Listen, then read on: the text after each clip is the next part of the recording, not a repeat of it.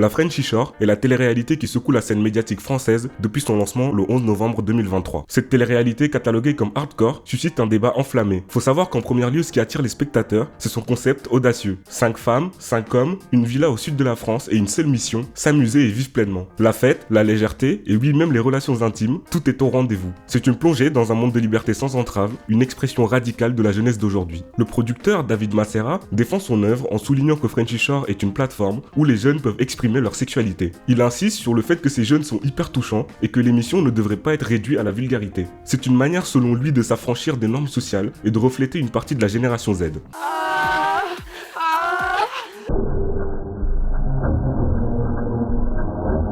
C'est chaude.